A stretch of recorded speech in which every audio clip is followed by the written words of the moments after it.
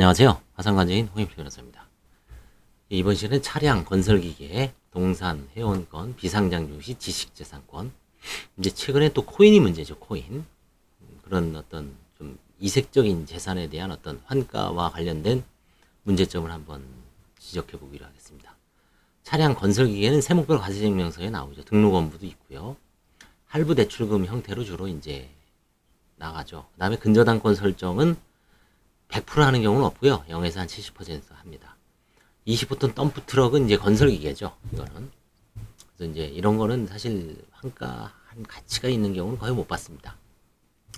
화물운송사업권은 속칭 노란 번호판이죠. 우리 택시 번호판 보면 주로 서울 같은 데 보면 유심히 보면 32A, 뭐 32바에 땡땡땡땡 노란 번호죠. 노란 번호에 초록색 글씨인가요? 그래서 화물운송사업권, 택시운송사업권이 대표적인 건데 택시운송사업권을 갖고는 파산은 불가능합니다. 왜냐하면 뭐 파산이 불가능한 건 아니죠. 파산은 가능한데 그 사업권을 매각을 해야 됩니다.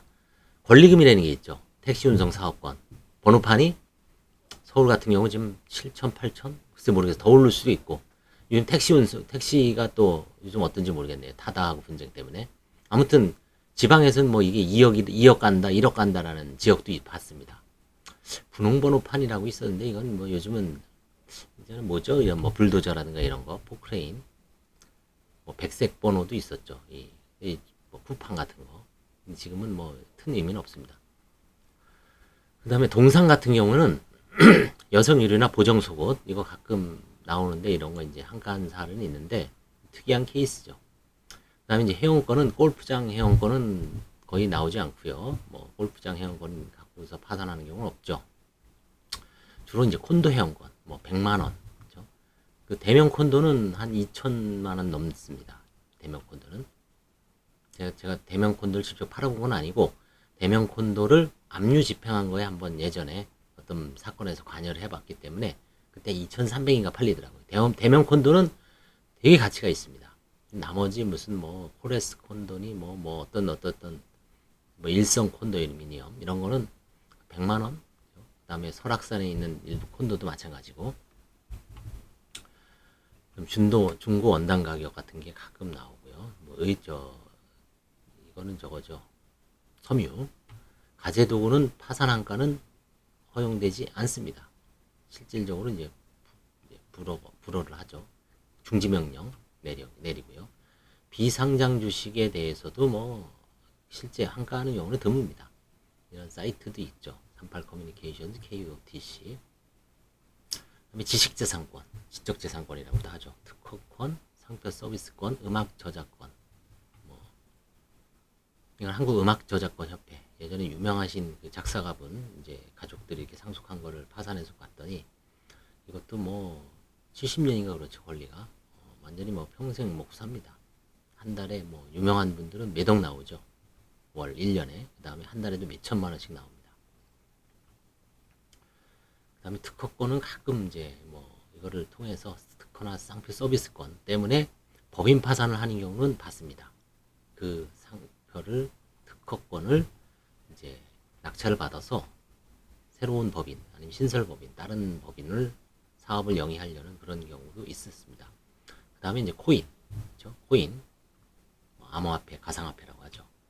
그래서 가상자산에 대해서는 얼마 전에 제가 그 참 어려운 내용을 법원에서 나온 자료를 한번 읽어줬죠. 읽으면서도 참 이해가 안 되는 부분 많지만 아무튼 나중에 이제 문제가 되면 그걸 공부해서 어떤 식으로 환가를 하든지 뭐 조사를 하면 됩니다. 그 빗썸이라든가 코인원, 업비트 이런 그 가상 자산 그 거래소하고 이제 이렇게 잘 연계를 해서 그 지갑 혹은 새로운 계좌를 개설을 해서 하면 됩니다. 그래서 뭐 이렇듯 이런 경우는 이제 가끔 뭐 한가가 드뭅니다.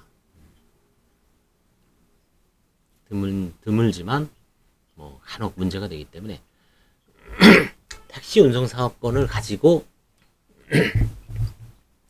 파산을 한 게 아니라 채권자가 택시 운송 사업권을 택시를 잡고 그 차를 경매 놓으니까 이 택시 기사가 파산을 신청한 사안이 있습니다. 결국은 뭐 잘못 신청한 겁니다. 그래서 나중에 취하를 하고 도망을 갔죠. 그러면 그때 이제 황가한 거는 그 채권자들이 이거를 이제 채무자가 강제 집행하면 운행을 못 해나 봐요. 그래서 임시 운행을 하기 위한 어떤 신청을 하면서 보증금 300인가 500을 냈고요. 그 다음에 이제 강제 집행 정지 신청을 하면서 300인가 500을 냈고, 그래서 그 금원을 찾아다가 800 정도를 배당한 사안을 해봤습니다. 실질적으로 개인 택시 기사가 운송사업권을 가지고 파산을 들어온 적은 없습니다. 파산은 허용됩니다. 다만 환가를 해야 됩니다. 예를 들어서 개인 택시 기사가 뭐 권리금이 한 1억 정도 되는데 자기가 뭐 보증을 잘못 썼다가 아니면 사업 쫄딱 망해서 한 4, 5억 빚을 졌다. 그러면 뭐 파산 들어오는 것도 괜찮아요.